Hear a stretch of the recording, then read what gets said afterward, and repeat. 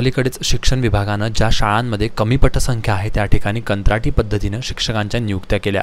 मात्र मेळघाट धारणीसारख्या आदिवासी बहुल क्षेत्रामध्ये या सरसकट भरतीला विरोध करण्यात आलाय। यामध्ये पेसा अंतर्गत येणाऱ्या आदिवासी क्षेत्रातील उमेदवारांनाच प्राधान्य देऊन त्यांना शिक्षक म्हणून नियुक्ती देण्यात यावी व ज्या 67 लोकांच्या नियुक्त्या केल्या आहेत त्या सर्व बिगर आदिवासी शिक्षकांवरील नियुक्तीला स्थगिती देण्यात यावी या मागणीसह आपल्या मागण्यांना घेऊन आमदार राजकुमार पटेल यांच्या नेतृत्वात आज एक शिष्टमंडळानं विभागीय आयुक्त कार्यालयात आंदोलन केलं आणि विभागीय आयुक्त निधी पांडे यांना त्यांनी निवेदन दिलं। या निवेदनाच्या वेळी विभागीय आयुक्तांसोबत चर्चा करण्यात आली व त्यावर त्यांच्याकडून सकारात्मक प्रतिसाद दिल्याचे त्यांनी सांगितले। तसेच यापुढे सरकारकडून यावर कारवाई करण्यात न आल्यास आंदोलन करण्याचा इशाराही त्यांनी दिला। कंत्राटी शिक्षकांच्या ज्या नियुक्त्या करण्यात आलेल्या आहेत त्या नियुक्त्या धारणी मेळघाटासाठी पेसा कायद्याअंतर्गतच राहून नियुक्त्या करण्यात याव्या, स्थानिकांना प्राधान्य देण्यात यावं, तिथला जो बेरोजगारीचा टक्का जो वाढलेला आहे तो कमी करण्यात यावा या संदर्भात राजकुमार पटेलांनी आज विभागीय आयुक्तांना निवेदन दिलं। त्यांनी त्यांच्या निवेदनात त्यांच्या मागण्यांमध्ये काय सांगितलंय नेमकं त्यांच्याकडून जाणून घेऊया। ये जो कंत्राटी पेशा भर्ती में जितने भी शिक्षकों की भर्ती किए गए हैं वो पेशा के अनुसार हुए ही नहीं है। ये उनके हम समझ में लाके दे दिए और उनके समझ में ये लाके दिए कि मैंने बोला जब पेशा के अगर मान लो भर्ती करना है तो आपको पहले देखना पड़ेगा कि ये वहाँ की स्थानिक है कि नहीं है। वो 1950 से पहले उनके दादा दादी वो वहाँ पे स्थायी रूप से वहाँ रहते थे या नहीं है। आज इन्होंने मैडम ने जो 67 शिक्षकों की जो भर्ती नियुक्ति की है वो टोटल धारनी और चिकलदरा छोड़ के की है। वो पेशा में बैठता ही नहीं, ये मैडम के समझ में आ गए। हमने उनको ये भी बताया कि हमने पत्र दिए कि ये भर्ती करने से पहले आप पहले मार्गदर्शन मंगा लो। उन्होंने मार्गदर्शन मंगा ही नहीं। 5 तारीख को मैंने पत्र दिए, 12 तारीख को उन्होंने भर्ती किए, 22 तारीख को उन्होंने मार्गदर्शन मंगाए। सब उल्टा उल्टा काम कर दे।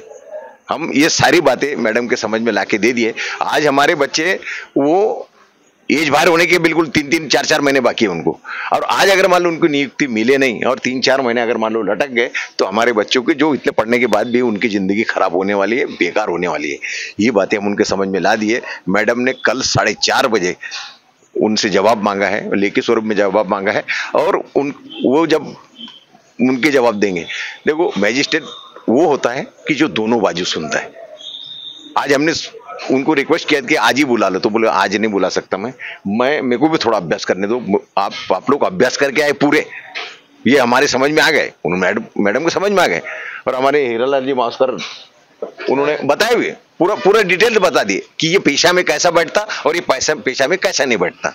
ये उनको हम पूरे डिटेल बता दिए, मैडम के समझ में आ गए। मैडम कल 4:30 बजे हमारे प्रतिनिधि भी रहेंगे कल उनके सामने, जब किसी मैडम और विभागीय आयुक्त जब आमने सामने रहेगा तो हमारे कुछ 2-4 प्रतिनिधि भी रहेंगे और वो प्रतिनिधि के सामने वो फैसला लेने वाले कि ये भर्ती को हमने रद्द करना कि नहीं करना। और मुझे विश्वास है ये भर्ती रद्द हो जाएंगे। मतलब आपका कहना है कि ये भर्ती रद्द होके वो स्थानिक जो वहाँ के लोग हैं उन्हीं को ही वहाँ पे रोजगार मिलना चाहिए। बिल्कुल बिल्कुल सही। पेशा के नियम में जो बैठता, एक आदि यहाँ रहने वाला, अमरावती रहने वाला पैसे के नियम में बैठता क्या? वो बैठता हूँ तो हमको कोई हरकत नहीं है। उसके दादा दादी अगर मान लो वहां रह चुके हैं और है अभी भी, और वो स्थानिक रूप से अगर यहाँ पढ़ाई के लिए और कई रूम करके खुली करके यहाँ रह रहा होगा तो वो तो बैठने वाला है ना, क्योंकि उनसे दादा दादी परिवार तो वहां है ना, तो वो तो बैठ नहीं है। लेकिन जिनके कोई नहीं है वो कैसा बैठ सकता है?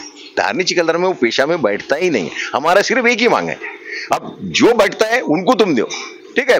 डीएड बीएड वाले हैं, और हमने मैडम से एक और मांग की है कि हमारे डीएड और बीएड किए वाले बच्चे को टीईटी के लिए आप समय दो, शिथिलता दो, कि इनको अभी आदेश दो, इनको नौकरी करने दो और इनको 3 साल 5 साल का जो भी है, जैसे ट्राइबल विभाग में देता है 3 साल के 5 साल के मुदत देता है कि भाई तुमने टीईटी कर लेने का, और टीईटी नहीं किया तो तुमको आगे का एग्रीमेंट मिलेगा नहीं है, जो है वो ही रहेगा। वो हिसाब से हमने मैडम को बताया और मैडम करेंगे, अपने उनको विश्वास है। क्या क्या नियम है, किस तरह से आप ये सारी कार्रवाई करना चाहते हैं, जरा विस्तार से बताइए।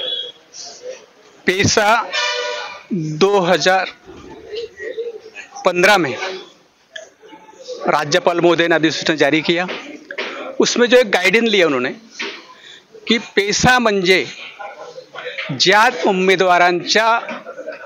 उमेदवारांच्या पत्नी, त्यांच्या आई वडील, त्याच्या आजोबा पंजोबा त्या 26 नोव्हेंबर 1950 पूर्वी त्या क्षेत्राचे रहिवासी असेल तो पेशाच्या पात्र आहे।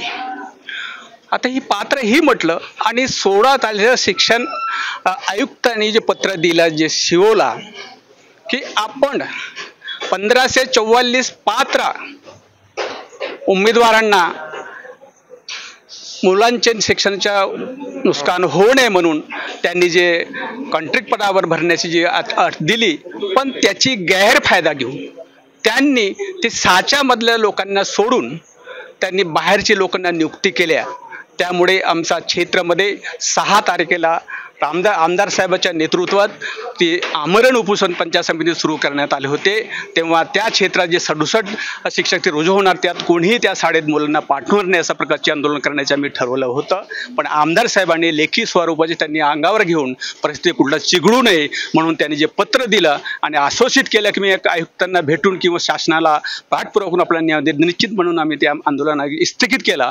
आणि आज आयुक्त साहेबांनी महोदयांना मी जो पत्र दिला की आजपासून 7 दिवसपर्यंत त्यांच्या निर्णयाची मी वाट बघणार आणि आमदार साहेबांनी जे मागणी केल्यानुसार ते 67 शिक्षकाची नियुक्ती रद्द करा आणि स्थानिक उमेदवारांना कॉन्ट्रॅक्ट पद भरण्याबाबत विनंती केली. मॅडमनी ते ॲक्सेप्ट केले, पण मला दुसरी बाजू ऐकावे लागेल म्हणून आम्ही पण त्यांचे मान्य केल्या. उद्या 4 वाजता नंतर ती आम्हाला निश्चितच कळेल की मॅडम काय करणार आहे. याबद्दल आम्ही त्यांच्या मॅडमची आमची जे सगळ्या लोकांचे ऐकून घेतला त्याबद्दल आम्ही मेळघाट क्षेत्रातील आदिवासी समाज संघटना कृती समन्वय समितीकडून त्यांचे आम्ही आभार व्यक्त करतो. आम्ही त्यांना धन्यवाद